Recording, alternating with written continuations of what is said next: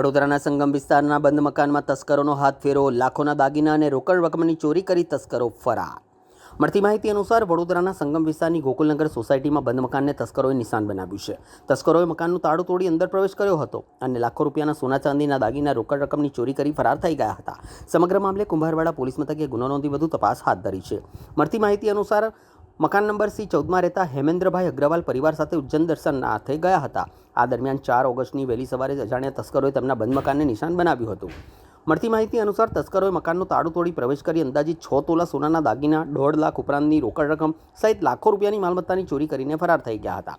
આ ચોરીની જાણ થતાં જ મકાન માલિક હેમેન્દ્રભાઈ અગ્રવાલ તાત્કાલિક વડોદરા પરત ફર્યા અને સમગ્ર ઘટનાની જાણ પોલીસને કરી। માહિતી મળતા જ કુંભારવાડા પોલીસની ટીમ, ડોગ સ્ક્વોડ, ફોરેન્સિક સાયન્સ લેબોરેટરીની ટીમ સાથે ઘટનાસ્થળે પહોંચી હતી અને પોલીસે સ્થળ પરથી જરૂરી પુરાવાઓ એકત્ર કરીને આસપાસના સીસીટીવી ફૂટેજ અને ટેકનિકલ પુરાવાના આધારે તસ્કરો સુધી પહોંચવાના પ્રયાસો હાથ ધર્યા છે।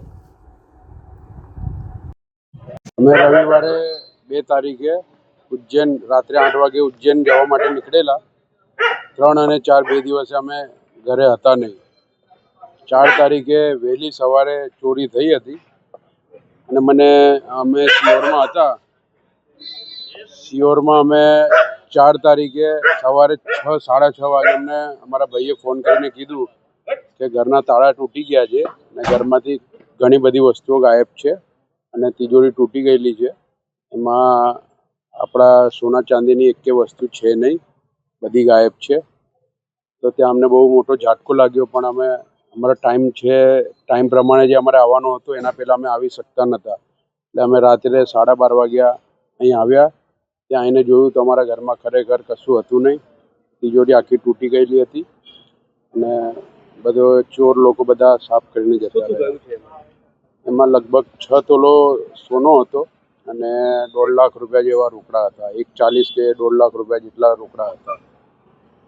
પોલીસ અત્યારે આવી છે? હા, પોલીસ આપણને બધી રીતે સાથ સહકાર આપે છે।